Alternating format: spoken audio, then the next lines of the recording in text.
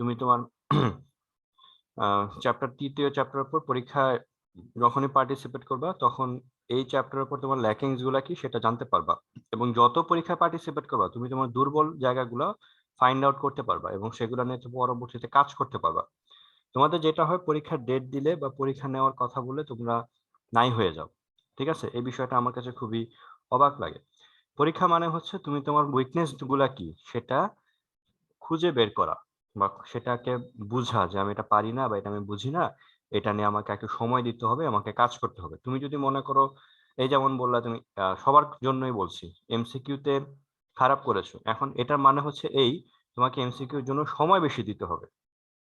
বুঝতে পারছো? এমসিকিউর জন্য সময় বাড়াইতে হবে বা সময়টা দিতে হবে। এমসিকিউ ম্যাথমেটিক্স গুলা করতে হলে তোমাকে নিজে নিজে কিছু ট্রিক্স বের করতে হবে, কারণ যে সকল ট্রিক্স তুমি নিজে বের করতে পারবা ওইগুলা দেখবা তুমি কখনোই ভুলবা না, কোনোদিনও ভুলবা না।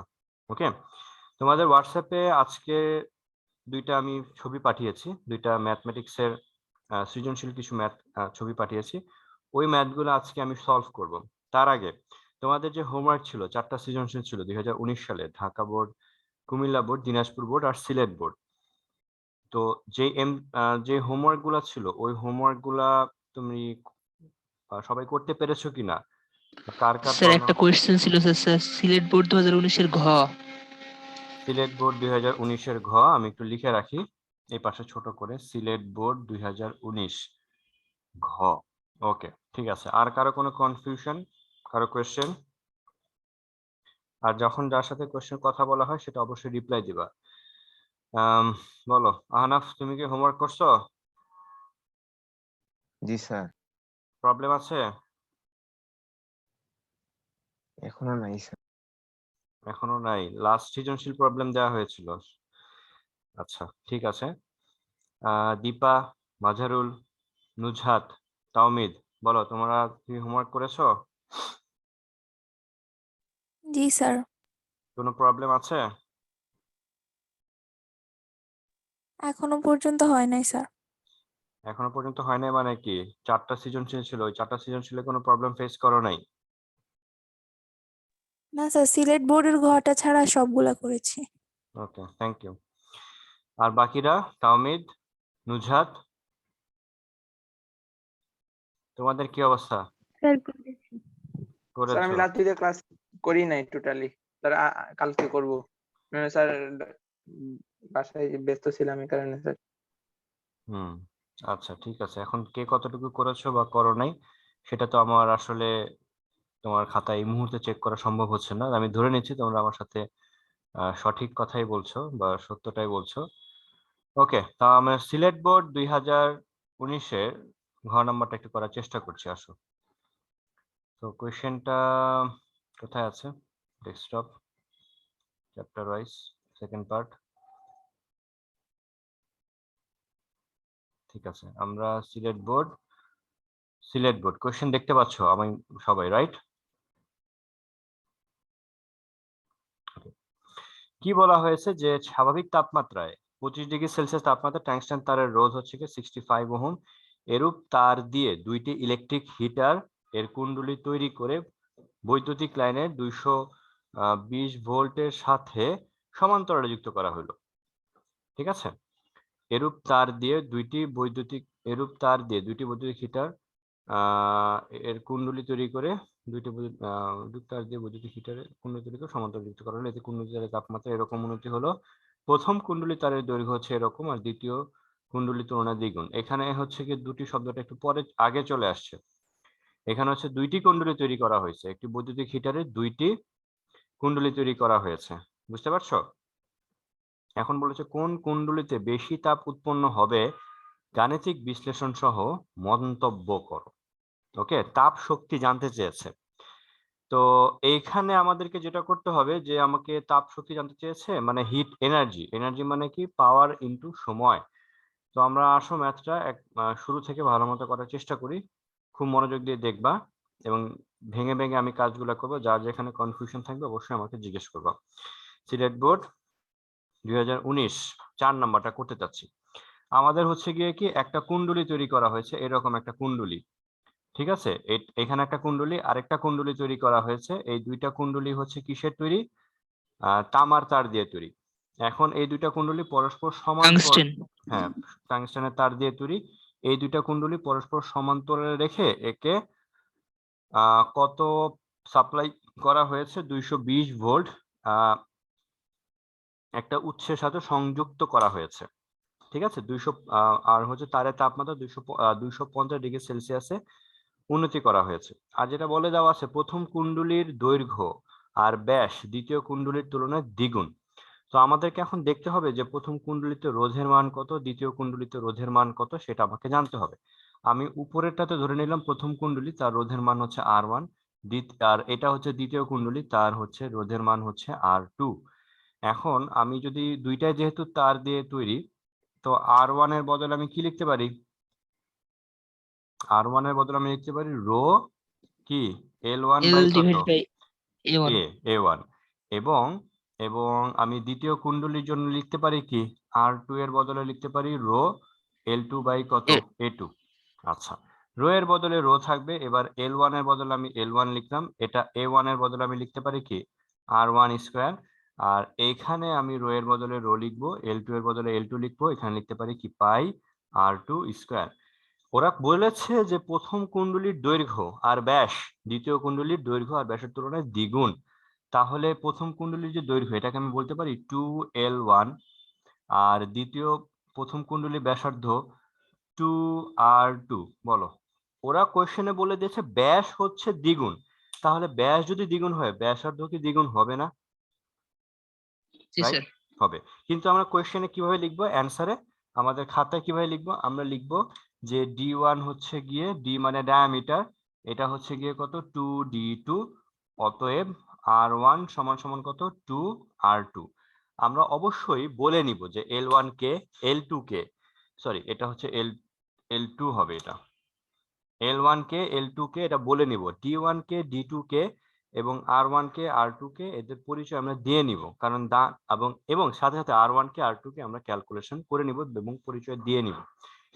এই হচ্ছে কি আমাদের ইনফরমেশন। এবং বলেছে যে ওরা যে কোশ্চেনটা বলেছে যে 25 ডিগ্রি সেলসিয়াস তাপমাত্রা ট্যাংস্টেন তারের রোধ হচ্ছে 65 ওহম, তুমি ক নাম্বার নিশ্চয় করেছো? 250 ডিগ্রি সেলসিয়াস তাপমাত্রায় ট্যাংস্টেন তারের রোধ কত হবে? করেছো না, তাই না? জি স্যার। করেছো। এখন আমি দুইটা তারকে হচ্ছে তাপমাত্রা কি 250-এ উন্নীত করেছি। তো 250 ডিগ্রি সেলসিয়াস তাপমাত্রা রোধ কত হয়েছে? কয়ের অ্যান্সার স্যার কত পেয়েছো? 130.81। ওকে, আমি কয়ের অ্যান্সার পেয়েছো 130.8 ডিগ্রি সেলসিয়াস। আচ্ছা, এখন এটা ধরে নেই প্রথম তারের রোধ। এটা যদি প্রথম তারের রোধ হয়ে থাকে, তাহলে দ্বিতীয় তারের রোধ তো আমরা খুব সহজেই ক্যালকুলেশন করতে পারবো। বা বুঝতে পেরেছি সবাই? আশা করি বুঝতে পেরেছো। তো এখন আমি একটা কাজ করি, এটা আমি বসায় দিই। রো এর বদলে রো লিখবো, এল এর বদলে লিখবো 2L2, পাই এর বদলে পাই, R1 এর বদলে কত লিখবো? 4 কত?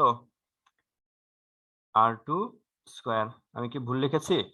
2 4 ক্যান্সেল আউট হয়ে গেলে এটা হবে 1/2, এটা হবে রো, এটা কত হবে? L2, আর এখানে কত হবে? পাই R2 স্কয়ার। এটার বদলে কি R2 লেখা যায়? দেখো তো, এটার বদলে যাবে? এটার বদলে R2 অবশ্যই লেখা যাবে। তাহলে আমি লিখতে পারি হাফ ইকুয়ালস টু কত? R2 এর মান কত? R2 এর বদলে লিখুন, তাহলে R1 হয়েছে গেছে R2 এর অর্ধেক, মানে বুঝা গেছে? R2 এর অর্ধেক হয়ে গেছে। এই হয়ে গেল আমাদের R1 এর সাথে R2 এর সম্পর্ক। R2 রোধের মান যত হবে, R1 রোধের মান হবে তার অর্ধেক। ঠিক আছে, আমাদের সম্পর্ক ডান। এটুকু পর্যন্ত তোমাদের লেখা হয়ে গেছে সবার, আশা করি। আচ্ছা, এবার আমরা আমাদের পরের লাইনটা করি। পরের লাইনটা বলেছে কোন তারটি বেশি উত্তপ্ত হবে? এটা কোন কুণ্ডলী বেশি উত্তপ্ত হবে, প্রথমটা নাকি দ্বিতীয়টা? এখন প্রথম কুণ্ডলীতে আমি যদি লিখি, প্রথম কুণ্ডলীতে উৎপন্ন তাপ যদি H1 হয়, তাহলে H1 এর বদলে আমি কি লিখতে পারি? P1 × T। এটা কি সবাই জানি এই সূত্রটা? জানি জানলে বলো, না জানলে বলো। জি স্যার। কারো কিছু অজানা থাকলে বলবা যে আমি বুঝতে পারি নাই। কারণ এনার্জি মানে হচ্ছে ক্ষমতা স্যার। ইনটু সময়, ঠিক আছে? ওকে, সিমিলারলি একইভাবে আমি লিখতে, আচ্ছা একইভাবে, আর পাওয়ার মানে কি আমি জানি, ভি আই, পাওয়ার মানে কি ভি ইন্টু আই, তাই না? আচ্ছা, এখন এই প্রথম কুণ্ডলিতে যদি আমি ধরে নেই, যাই হোক, V into I one into T, কারণ প্রথম কুণ্ডলিতে কারেন্ট যাচ্ছে মনে করো আই ওয়ান, দ্বিতীয় কুণ্ডলিতে কারেন্ট যাচ্ছে মনে করো আই টু।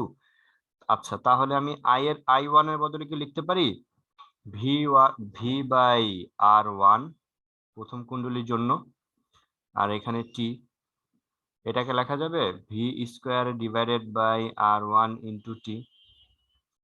বলো আমি কি ভুল লিখেছি কোথাও? জি না স্যার, স্যার এখানে তো স্যার ডিরেক্ট সূত্রটা বসাই দেওয়া যাবে স্যার। হ্যাঁ হ্যাঁ, ডিরেক্ট এইচ সূত্র ইকুয়াল বসায় টু দেওয়া যাবে। হ্যাঁ, H equals to V square by R one into T লেখা যাবে, কোনো সমস্যা নেই। ঠিক আছে, সিমিলারলি বা একইভাবে আমি লিখতে পারি বলতো যে এইচ টু সমান সমান V square by R two into T, H two এর বদলে লেখা যাবে। আচ্ছা বলো তো, আমি এখানে ভি ওয়ান কেন দিলাম না, ভি টু কেন দিলাম না, টি ওয়ান কেন দেই নাই, টি টু কেন দেই নাই? স্যার আমার স্যার বিভব পার্থক্য তো স্যার সেম থাকবে, যেহেতু স্যার সমান্তরালে আছে। Very good. আর what about T one T two কেন দেইনি? কারণ আমরা জাজমেন্ট করতে চাই, আমরা একই কম্পেয়ার সময়ের। করতে চাই একই সময়ে কে বেশি উত্তপ্ত হবে। একটাকে আমি 1 ঘন্টা অন রাখবো, আরেকটাকে আমি 5 মিনিট অন রাখবো, তাহলে তো হবে না। আর তাছাড়া দুইটা যেহেতু সমান্তরালে আছে, আমি যদি এইখানে একটা সুইচ দিয়ে দেই, এইখানে একটা সুইচ দিয়ে দেই, এই সুইচ যদি এখানে অন করে দেই এবং অফ করে দেই, তাহলে তো দুইটা রোধ তো বা দুইটা কুণ্ডলীতে একই সময় যাবতীয় উত্তপ্ত হবে, তাই না? এই কারণে সময়ের আমি পার্থক্য করি নাই। এরপর তোমরা এইচ ওয়ান এবং এইচ টু এই দুটাকে ভাগ করে বুঝতে পারবা না, বা আর ওয়ান এবং আর টু এই দুটাকে আর ওয়ান এর মান এখানে বসিয়ে তুমি কম্পেয়ার করতে পারবা না এখানে এইচ ওয়ান কোনটা, এইচ ওয়ান বড় নাকি এইচ টু বড়, পারবে? জি স্যার। ওকে, তো আশা করি এটা বুঝতে পেরেছো, কোনো সমস্যা হয়নি। এরকম আমরা আজকে এরকমই দুইটা ম্যাথ আজকে করব, আশা করি তোমরা মনোযোগ দিয়ে দেখবে এবং খুব সুন্দর মতো ধরতে পারবা। কারো কোনো কনফিউশন আছে এখানে এই ম্যাথটাতে? নাই, যদি না থাকে তাহলে আমরা আমাদের পরের ম্যাথে চলে যাচ্ছি। ঠিক আছে, পরের ম্যাথটা আমি তোমাদের সাথে শেয়ার স্ক্রিনে দেখাচ্ছি। পরের ম্যাথটা কি আছে, আমরা হচ্ছে তোমাদের হোয়াটসঅ্যাপ গ্রুপে একটা প্রথমে এই ছবিটা পাঠিয়েছি। এই ছবিটা আসছে বা এই ম্যাথটা আসছে চট্টগ্রাম বোর্ড 2015। দেখতে পাচ্ছ সবাই? জি ওকে, স্যার। এখানে আমাকে বলে দিয়েছে উপরে উদ্দীপকে আর ওয়ান আর টু আর থ্রি আর ফোর আর ফাইভ এর মান কত, কোয়েশ্চেনে বলা আছে, আর একটা সার্কিট ডায়াগ্রাম আছে। আমাদেরকে বলেছে সি ও ই বিন্দুর মধ্যবর্তী তুল্য রোধ হিসাব করতে বলা হয়েছে। সি আর কি বিন্দু, ই বিন্দুর তুল্য রোধ। ঠিক আছে, এটা তোমাদের বইয়ের এক্সাম্পলে আছে। এই ম্যাথটা নিয়ে আমি প্রায় দেখি স্টুডেন্টরা দেখা যায় এটা নিয়ে বুঝতে চায় না বা একটু কনফিউশন তাদের মধ্যে থাকে, তাই ধরে নিয়েছি যে আজকে আমি এই ম্যাথটা করবো সবার সাথে। তো এখানে সবাই ডায়াগ্রামটা তোমরা আমি বোর্ডে আঁকবো, আর ওয়ান আর টু আর থ্রি আর ফোর আর ফাইভ সবগুলা নিয়ে আমাদেরকে প্রথমে বলেছে সি বিন্দু আর ই বিন্দুর মধ্যবর্তী তুল্য রোধ কত। ঠিক আছে, আমি তোমাদের সাথে একটু শেয়ার করছি, দাঁড়াও একটু ড্রয়িং এ শেয়ার করি যাতে করে তোমাদেরকে বুঝাইতে পারি। ঠিক আছে, আমি একটু কালার দিয়ে বুঝাই। এখানে দেখো দেখি যে আমাদেরকে যে বলেছে যে সি বিন্দু, এখানে হচ্ছে সি বিন্দু হচ্ছে এটা আর ই বিন্দু হচ্ছে এইটা। এখন এই যে সি আর ই বিন্দু, সি আর ই বিন্দুর তুল্য রোধ নির্ণয় করতে হবে। তুল্য রোধ যে নির্ণয় করবো, তুমি একটু খেয়াল করে দেখো, এখানে সি এই পথটা আর আমাদের করতে হবে কি এই পথটা, দুইটা পথ, একটা হচ্ছে সি এফ ই একটা পথ আর একটা হচ্ছে সি ডি ই আরেকটা পথ। বলতো এই দুইটা পথ একে অপরের সাথে কি সিরিজে আছে না সমান্তরালে আছে? পথ দুইটা সমান্তরাল আছে প্যারালাল। স্যার। সমান্তরালে আছে বা প্যারালালি আছে। তাহলে আমাকে কি করতে হবে, সিএফই এই পথের রোধ কত এটা আমরা ক্যালকুলেশন করে ফেলবো, আর সিডিই এই পথের রোধ কত সেটা আমরা ক্যালকুলেশন করব।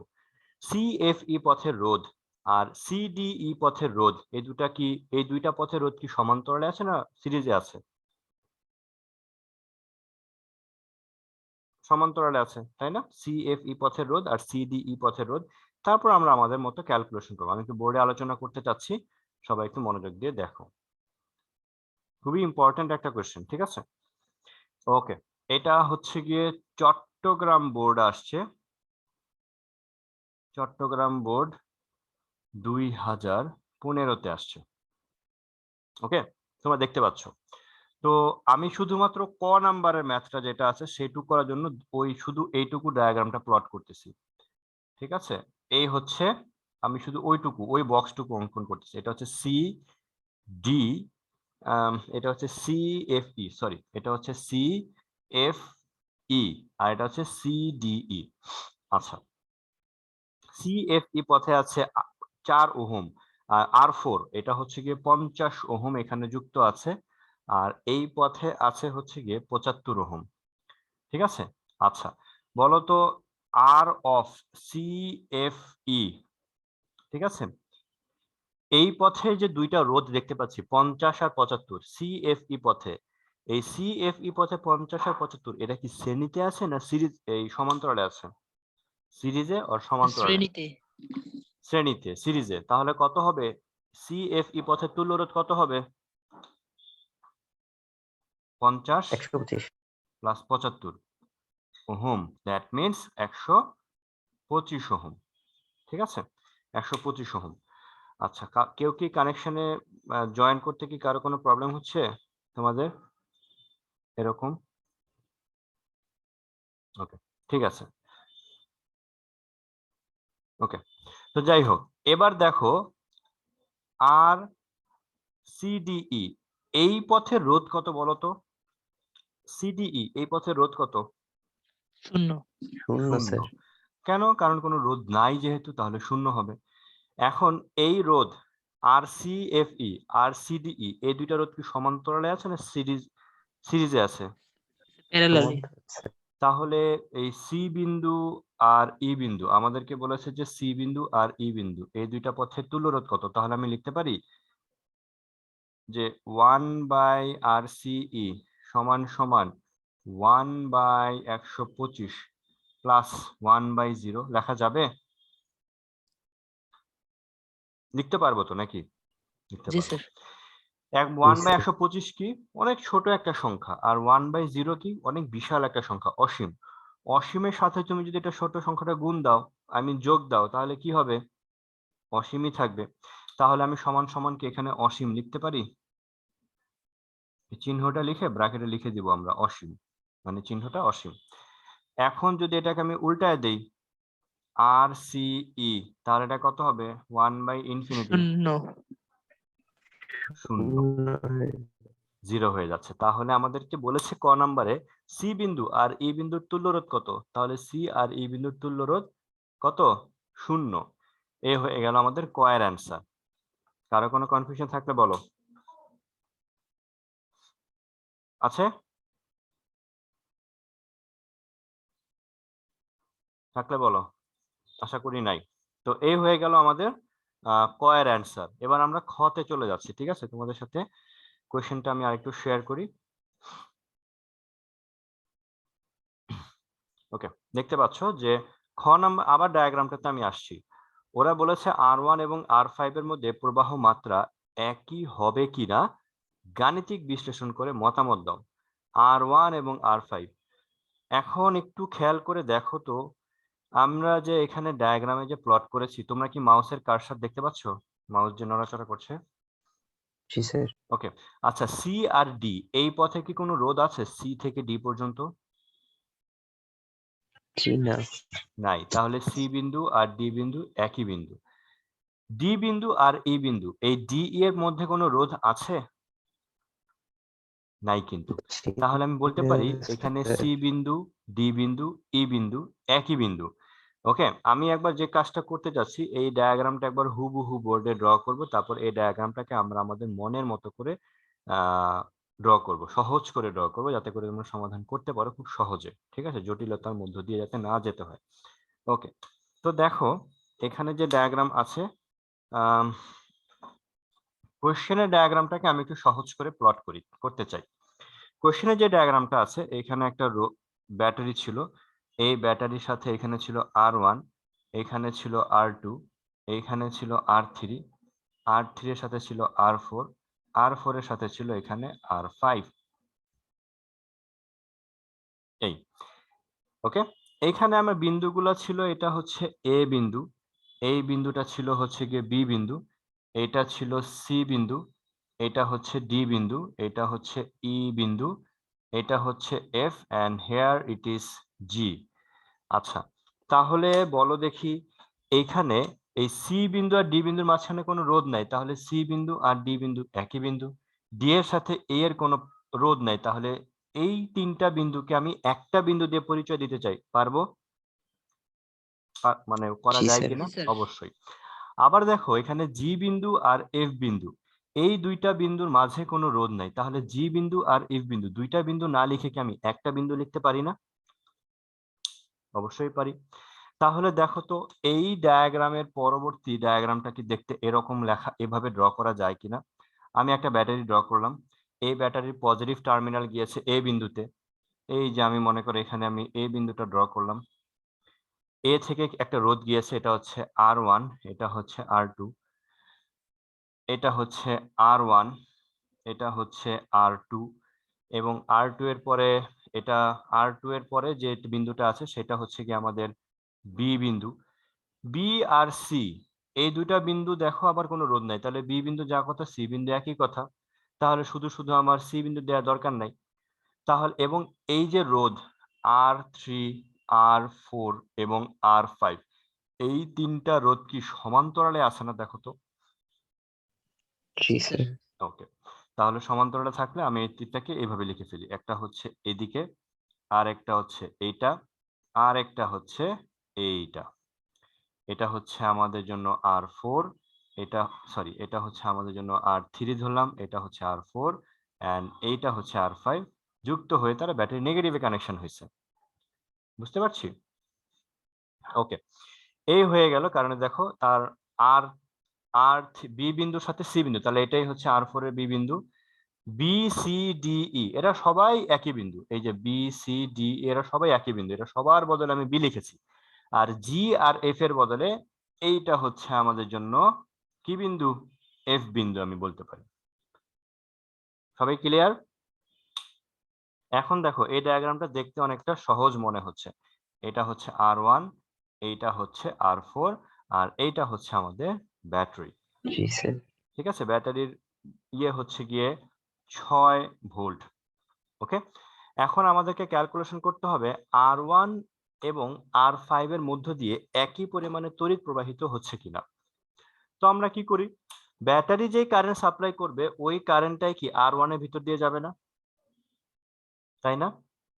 ব্যাটারির ভিতর দিয়ে যে কারেন্ট যাবে ওইটাই R1 এর ভিতর দিয়ে যাবে, ওইটাই R2 এর ভিতর দিয়ে যাবে। আমি কি ভুল বলেছি? তাই না? নাকি কনফিউশন আছে? ব্যাটারি থেকে যে কারেন্টটা বের হবে ওইটাই R1 এর ভিতর দিয়ে যাবে, R2 এর ভিতর দিয়ে যাবে। তারপরে বি বিন্দুতে আসার পর 3 ভাগে ভাগ হয়ে যাবে, কিছু কারেন্ট R3 এর ভিতর দিয়ে যাবে, কিছুটা R4 এর ভিতর দিয়ে যাবে, কিছুটা R5 এর ভিতর দিয়ে যাবে। তাহলে তোমাদের মতে কি মনে হয় যে R1 এবং R5 এর মধ্যে দিয়ে কি সমপরিমাণ কারেন্ট যাবে? কি জি মনে না হয়? স্যার। সমপরিমাণ কারেন্ট যাবে না। তাহলে আমি প্রথমে করতে চাই R1 এর মধ্য দিয়ে কত কারেন্ট প্রবাহিত হয় সেটা আমি ক্যালকুলেশন করতে চাই। ঠিক আছে, আমি প্রথম ক্যালকুলেশনটা প্রথমে এইখানে করব, এখানে শেষ হয়ে গেলে আমি এই পাশে করব। ঠিক আছে, তো আমরা আমাদের সমাধান, এটা হচ্ছে খ নাম্বার। খ শুরু করার সময় আমরা আমাদের ডায়াগ্রামটাকে এরকম সহজ করে নিয়েছি। ঠিক আছে, তোমরাও এভাবে কাজ করবে, এই ডায়াগ্রামটা ড্র করে এই ডায়াগ্রামটাকে পাশে এভাবে করে নিবা, তোমাদের জন্য অনেক সহজ হবে। তুল্য রোধ বের করে ফেলো। R3, R4, R5 এই তিনটা হচ্ছে কিভাবে আছে? সমান্তরালে আছে। তাহলে এই তিনটা রেজাল্ট কত হবে? R3, 4, 5 এইভাবে লিখবো। ঠিক আছে, R3 এর মান হচ্ছে আমাদের কোয়েশ্চেনে বলা আছে 90, 50, 75। এটা হচ্ছে 90, এটা হচ্ছে গিয়ে 50, আর এটা হচ্ছে গিয়ে 75। ঠিক আছে, তাহলে এটাকে সমাধান আমি করা আছে, এটাকে সমাধান করলে হবে 122.5 ওহম। ঠিক আছে, এবং তাহলে আমাদের তুল্য রোধ কত হবে বলো তো? অতএব তুল্য রোধ ক্যাপিটাল আর সমান সমান কত হবে? R1 প্লাস R2 প্লাস কত? R345 লেখা যাবে এইভাবে? যাবে? যাবে না? জি না স্যার। এটা জি মনে হয় স্যার। এটা মনে হয় একটু এরর আছে, করে দেখো তো। এটা মনে হয় একটু এরর আছে, তাই না? স্যার 22.5 হবে ওটা। হ্যাঁ হ্যাঁ হ্যাঁ, 122 হবে না। গুড। এটাকে করলে কত হয়? 22.5। হুম, এটাকে করলে হবে 22.5। এখন পুরো রেজাল্টটা কত হবে? পুরো রেজাল্টটা হবে 122.5। কেন? কারণ R1 এর মান হচ্ছে 25, এটার মান দেওয়া আছে 75, এটার মান 25, আর এইটার মান আসছে 22.5। বুঝা গেছে? হয়ে গেল। তাহলে আমরা টোটাল প্রবাহ বা তড়িৎ প্রবাহ কত হবে? বলো ফেলো। তড়িৎ প্রবাহ I সমান সমান কত লিখতে পারবো? 122.5/6। হ্যাঁ, কি এই বললাম? 6/122। জি স্যার, 6/100। 22.5। ঠিক আছে, আমরা 6/122.5, এটা আসছে হচ্ছে 0.0489 এভাবে লিখো। 0.0489 অ্যাম্পিয়ার। ওকে, তাহলে আমি কি বলতে পারি এই কারেন্টটাই R1 এবং R2 এর মধ্য দিয়ে যাচ্ছে? বলা যায়? জি স্যার। তাহলে লিখে ফেলো। অতএব R1 এর মধ্য দিয়ে প্রবাহ 0.0489 অ্যাম্পিয়ার। ঠিক আছে, এই লাইন। আচ্ছা বলো তো R2 এর মধ্য দিয়ে কত প্রবাহ যাচ্ছে? সেম পরিমাণ। সেম স্যার পরিমাণ, একই। একই পরিমাণে প্রবাহ R2 এর মধ্য দিয়েও যাবে। এবার আমি এই ডায়াগ্রামটা আমাদের দরকার নাই, এটা আমি মুছে ফেলি। আমরা আমাদের পরের কাজটা করি, R5 এর কাজ করি। ওকে, R5 এর মধ্য দিয়ে কতটুকু প্রবাহ যাবে, এটা আমাদেরকে R5 এর মধ্য দিয়ে কতটুকু প্রবাহ যাবে সেটা নির্ণয় করতে হবে। এখন R5 এর বিভব পার্থক্য কত আমি জানি? বলো। R5 এর বিভব পার্থক্য জি না জানা আছে? স্যার। জানা নাই। R5 এর একটা প্রান্ত কোন বিন্দুতে আছে? B বিন্দুতে। R5 এর আরেকটা প্রান্ত কোন বিন্দুতে আছে? F বিন্দুতে। তাহলে আমার R5 এর বিভব পার্থক্য কত হবে? B আর F বিন্দুর বিভব পার্থক্য সমান হবে না? আমি কি ঠিক বলেছি? জি স্যার। R5 এর বিভব পার্থক্য হবে B বিন্দু আর F বিন্দু বিভব পার্থক্যের সমান। দেখো তো, আমি যদি এই ডায়াগ্রামটাকে পরবর্তীতে এইভাবে প্লট করি,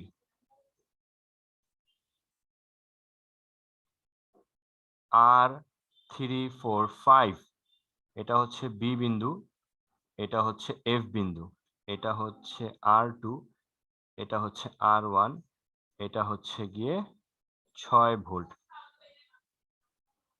তোমাদের কোনো কনফিউশন আছে এভাবে যদি আমি লিখি? আপত্তি আছে কিনা বলো। সবাই কি ক্লিয়ার? এই তিনটাকে আমি একসাথে এভাবে লিখলাম, কি কনফিউশন আছে? মানে এই তিনটাকে জি না যদি আমি স্যার। এইভাবে জি লিখি? না স্যার, ঠিক আছে। নাই। না। তাহলে আমি যদি এইভাবে, তাহলে বলো তো এইখান থেকে যে I পরিমাণে তড়িৎ প্রবাহিত হচ্ছিল, এইটাই কি R1 এর ভিতর দিয়ে যাচ্ছে? এইটাই R2 এর ভিতর দিয়ে যাচ্ছে? এইটাই কি R345 এর ভিতর দিয়ে যাচ্ছে? তাহলে কি আমি লিখতে পারি বিভব পার্থক্য B আর F বিন্দু বিভব পার্থক্য হচ্ছে গিয়ে I ইন্টু R345 লেখা যাবে? এটা এভাবে লেখা যাবে? জি স্যার। অবশ্যই লেখা যাবে। তাহলে করে ফেলো তো, I এর মান কত? আমরা একটু আগে ক্যালকুলেশন করছি 0.0489, আর এটা কত আসছিল? 22.5। দেখো তো কত আসে। এটার সাথে 1.1। এটা আসছে 1.10 বা 1. আচ্ছা 102 অ্যাম্পিয়ার। তাহলে R5 এর বিভব পার্থক্য কি? এইটাই R5 এর বিভব পার্থক্য। তাহলে আমি লিখতে পারি যে সুতরাং এভাবে লেখা যাবে না, V5 equals to I5 into R5 লেখা যাবে? R5 এর ভিতর দিয়ে যদি I5 কারেন্ট প্রবাহিত হয় তাহলে আমি লিখতে পারবো এভাবে?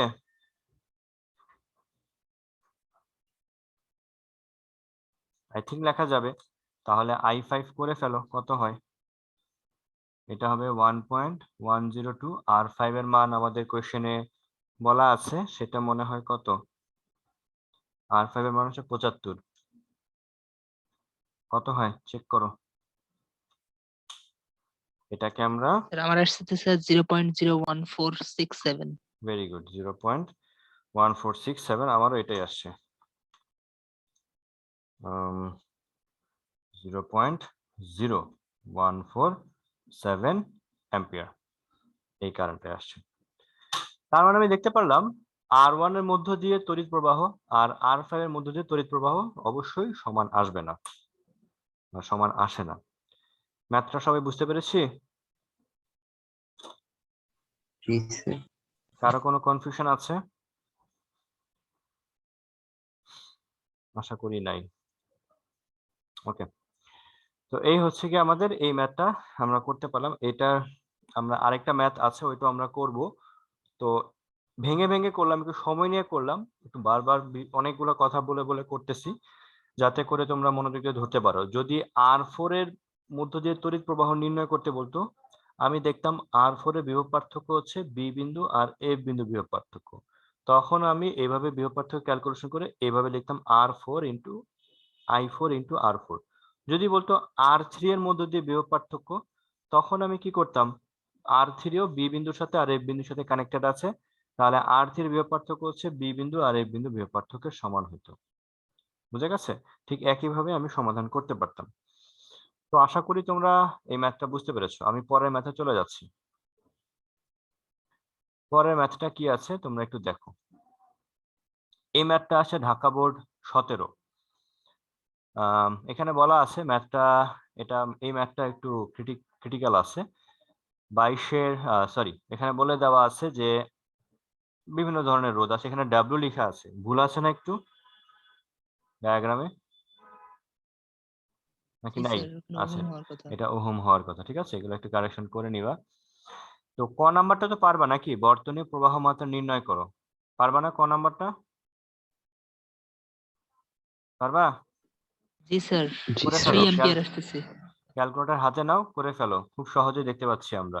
হ্যাঁ, এটা মনে হয় 3 অ্যাম্পিয়ার আসবে। ক নাম্বারটা যদি কারো কোনো কনফিউশন থাকে আমাকে বলো, আর যদি না থাকে তাহলে আমি নেক্সটে চলে যাচ্ছি। ঠিক আছে? আছে কারো কোনো কনফিউশন ক নাম্বার করতে গিয়ে? নাই?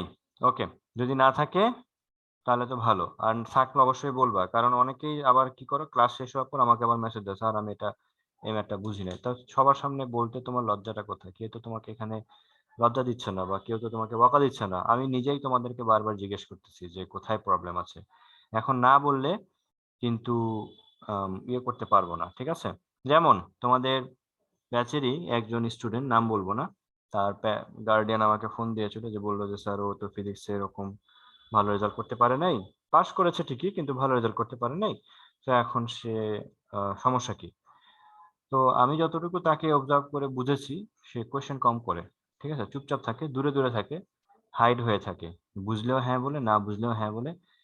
এটাই সবচেয়ে বড় প্রবলেম, এটাই হচ্ছে সবচেয়ে বড় অন্যায়। তুমি বুঝেও হ্যাঁ বলছো, না বুঝেও হ্যাঁ বলছো। তুমি নিজের সাথে অন্যায় করতেছো, আমার সাথে অন্যায় করতেছো, প্যারেন্টস এর টাকা পয়সার সাথে তুমি বেইমানি করতেছো। ঠিক আছে? তো মূল্য দাও, সবকিছুই মূল্য দাও, সময়কে মূল্য দাও, নিজের পরিশ্রম, নিজের সময়, এবং তোমার পিতামাতা যারা তোমাকে কষ্ট করে পে করে ঢাকা শহরে পাঠাইছে পড়াশোনা করার জন্য, বা পড়ানো হচ্ছে কষ্ট করে, অনেকগুলো টাকা দিয়ে একটা বিশাল একটা টাকার অ্যামাউন্টে তোমাকে পড়ানো হচ্ছে, তাদের পেমেন্টটাকেও সম্মান করো। ঠিক আছে? তাহলে এবার পড়ালেখা ভালো হচ্ছে। না বুঝলে কোয়েশ্চেন করবা। যাই হোক, আমরা খ নাম্বারে চলে যাচ্ছি। খ নাম্বার বলেছে এসি অংশের ভোল্টেজ কারেন্ট লেখচিত্র এবং এক্স ওয়াই অংশের ভোল্টেজ কারেন্ট লেখচিত্র মান সহ খাতায় অঙ্কন করো। ঠিক আছে? লেখচিত্র দেখলে আমাদের মাথা নষ্ট হয়ে যায়, যেহেতু ঢাকা বোর্ডে আসে লেখচিত্র নিয়ে ম্যাথ আসছে, ডেফিনেটলি আরেকবার হবে না এটা কোনো গ্যারান্টি নাই, আসতেই পারে। সো আমি এই সার্কিটে 12 ভোল্ট তড়িৎ প্রবাহিত হচ্ছে, ঠিক আছে। এখন আমি ম্যাথটা করতে যাচ্ছি, ম্যাথটা একটু কিভাবে করব দেখা দিই। ম্যাথটা ইম্পর্টেন্ট আছে, যেহেতু গ্রাফ নিয়ে ম্যাথ হয়েছে, সো অবশ্যই ইম্পর্টেন্ট। আসো শুরু করা যাক।